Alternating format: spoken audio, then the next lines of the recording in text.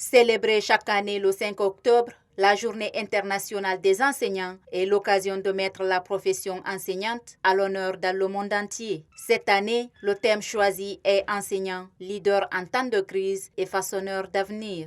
En Guinée, les enseignants sont confrontés à d'énormes difficultés, nous explique Aboubakar Mandela Camara, enseignant-chercheur.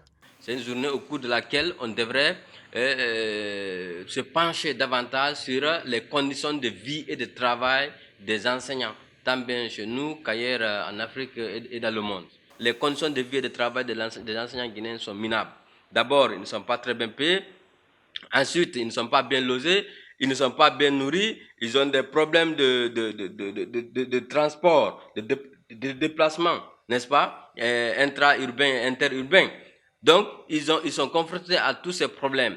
Poursuivant, Aboubakar Mandela s'est prononcé sur les progrès des enseignants dans l'exercice de leur métier, ainsi que la baisse du niveau des élèves guinéens.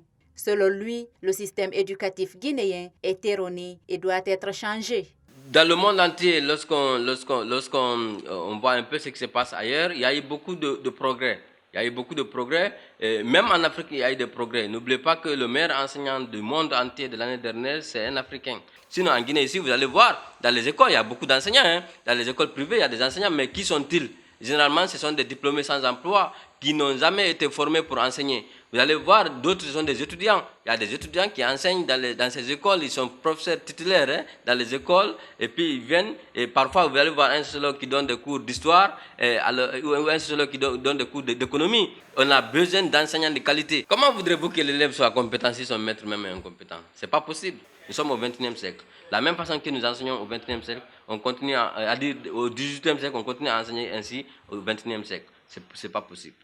L'enseignant, l'élève n'est pas un vase à remplir, mais une lumière à faire jaillir. C'est ça. C'est pour cela qu'il faut changer la pédagogie d'enseignement. Pour magnifier cette journée internationale des enseignants, Aboubakar Mandela demande aux autorités d'améliorer les conditions de vie des enseignants, car selon lui, ces derniers ne vivent pas, mais plutôt ils vivotent.